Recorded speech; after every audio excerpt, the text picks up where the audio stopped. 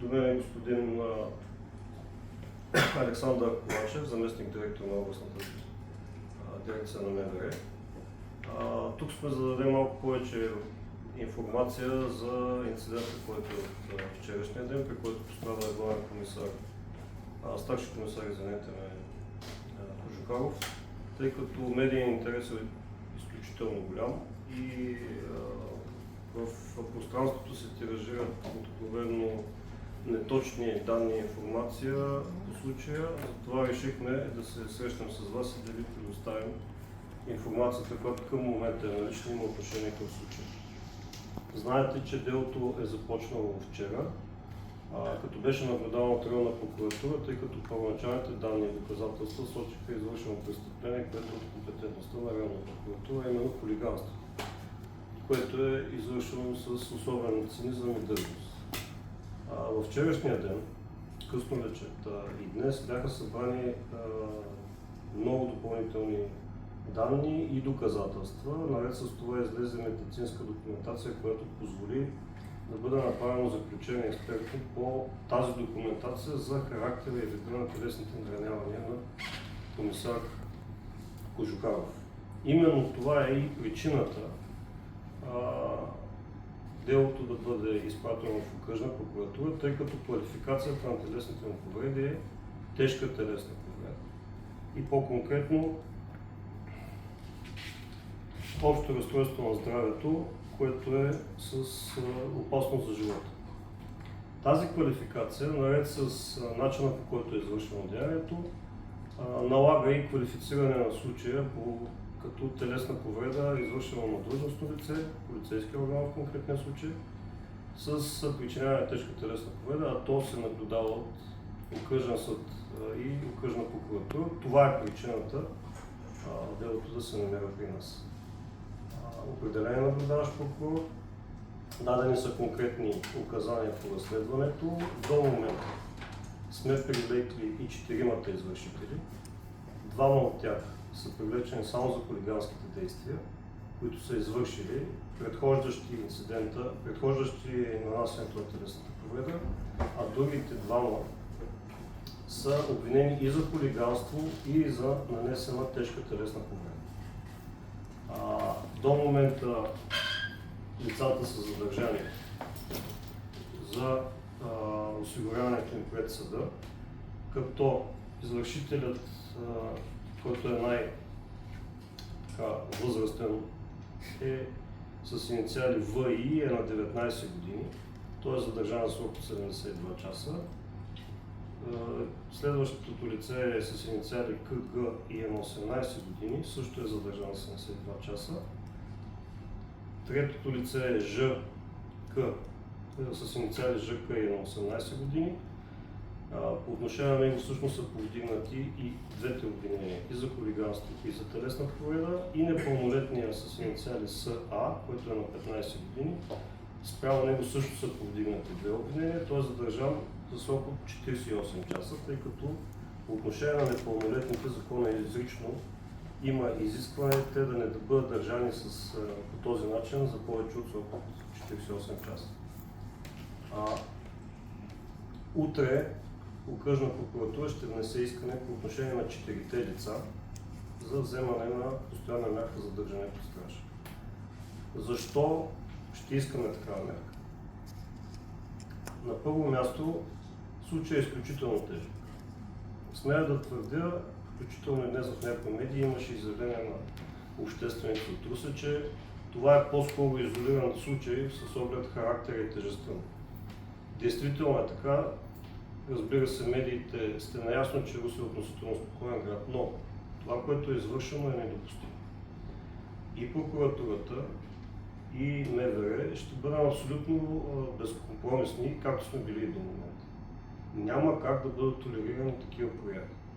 Не е нормално 4 лица, виждате ги на каква възраст са, да извършват подобни действия по отношение на по-възрастни хора, които имат изискване за спазване на обществения ред, един от които е полицейски служител, и всичко това да се разиграва пред очите на малолетните им деца. Сами разбирате, че не само общественият отзвук на деянието, но тежестта и характера на обществената опасност и на извършителите, и на деянието е толкова висока, че няма как да не определим мярката за държане под стража за всеки от тях като единствено адекватна случай. Част от тези лица, въпреки тази си възраст, не полагат и обществено полезен труд. По отношение на непълнолетния, характеристичните данни са такива, че по-скоро може да бъде изведен извод, че има на лице предпоставки той да продължи да агресира. Тоест, наистина е необходимо законът да бъде приложен така, че да бъде респектирано това лице, за да протече нормално и наказателното производство спрямо него и всъщност да реализираме онази превенция, за която всички желаем да е на лице. Да бъде спазвано онова, което обществото приема за нормално, за правилно и за справедливо. Допълнително ще обявим в колко часа ще бъдат гледани мерките за неотклонение, тъй като сами разбирате, че след внасянето на делото в съда, едва тогава съда преценява кога ще насрочи заседание. Предполагам, че тук ще има широко участие на адвокати като защитници, което е допълнителна пречка от сега да ви кажем в колко часа ще бъдат гледани мерки. Относно присъствието на господин, извинявайте, нещо остава с заместник директора, той е тук, за да сподели какво се предприема извън това, което прави по досъдебното производство, като превенция, като това, което МВР счита да реализира по отношение на подобни приеми. Добър ден от мен. Преди да премина към мерките, които са набелязани и които се предприемат от областната дирекция на МВР, искам да разсея част от съмненията, които се породиха днес в част от медиите относно състоянието на старши комисар Кожухаров. Като мога да споделя, че състоянието няма промяна, остава стабилно, така че тиражираните версии, че състоянието се влошава, не отговарят на истината. Относно анонсираните във вчерашния ден набелязани мерки за противодействие на проявите на насилие и нарушаване на обществения ред в централната градска част, които бяха разпоредени от главния секретар, мога да споделя, че още в вчерашния ден вечерта са предадени 2 екипа от жандармерията в помощ на колегите от охранителна полиция в областната дирекция, които да следят за опазване на обществения ред и прояви на насилие и нарушения съответно на обществения ред, като за 3 почивни дни, които следват, е създадена организация за извеждане допълнителни екипи от областната дирекция от охранителна полиция, които ще бъдат и ще наситят изцяло градската част на Русе и ще следят за спазването на обществения ред, както ще се извършват и масирани проверки на автомобили, водачи, които превишават скоростта, ученици или лица, които управляват тротинетки в нарушение на наредбата. По същия начин и през нощта ще има засилени проверки, като това ще бъде с неопределено време тези мерки, докато преценим, че е постигната целта, която е заложена.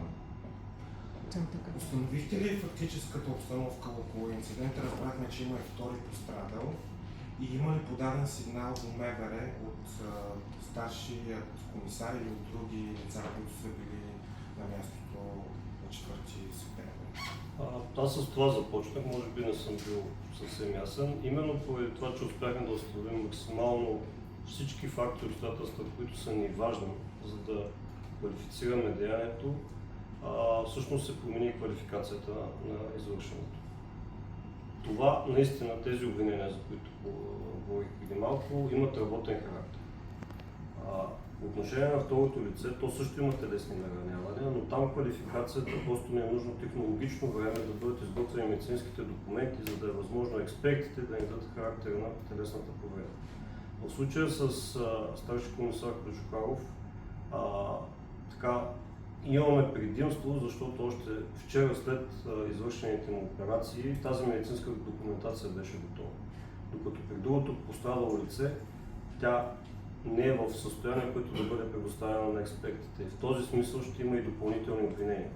Изясняваме също така и поведението на водача на автомобила, което е станало и причина за инцидента, но там е нужно събирането на още материали, включително трябва да излезе заключението на техническата експертиза, въз основа на която е възможно вече да коментираме при управлението на този автомобил дали нямаме извършено още едно престъпление.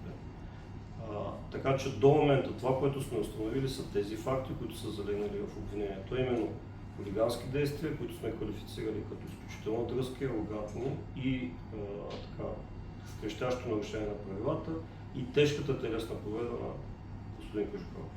А били ли са извикани веднага полицаи на място? Аз мога да отговоря на въпроса. Да, подаден е сигнал от директора към дежурната част непосредствено след инцидента, като в рамките на около 10 минути е пристигнал екип, съответно патрулиращ в района, който е установил самоличността на лицата и е извършил необходимите действия, като също нещо, което може би преди липса на информация се тиражира и се спекулира. Цялата случка се случва непосредствено до дома на старши комисар Кожухаров. Не е имало движение от мястото на инцидента до прибирането му в дома, просто ситуацията се развива непосредствено под блока, в който той живее. А те кога са били арестувани?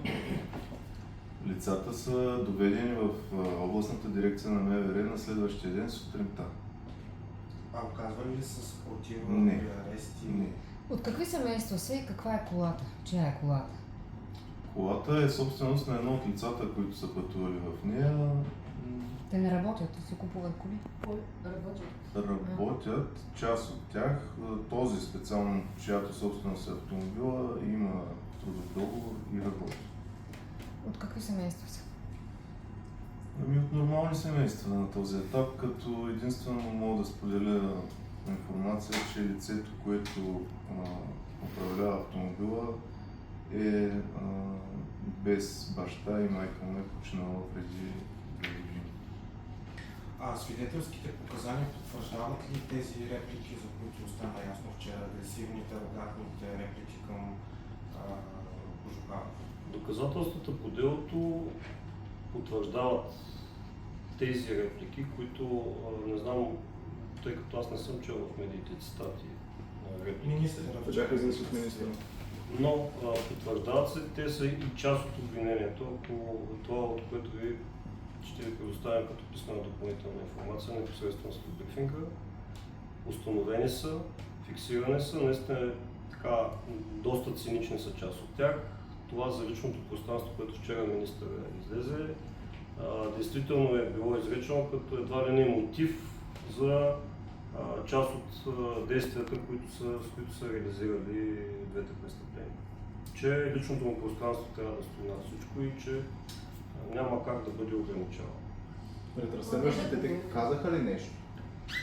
Понеже към момента текат привличани и разпити на обвиняеми лица, изключително активно работим по случая, съвсем като предварителна информация, че почти всички от тях са се разкаяли, искат да дават обяснения, съжаляват за случая, но предлагам ви този анализ и този коментар да го направим след мерките за неотклонение, когато наистина вече те ще заявят или там каквото преценят защитниците и обвиняемите пред съда, за да не влизаме отново в това, с което започна и брифинга, с спекулации.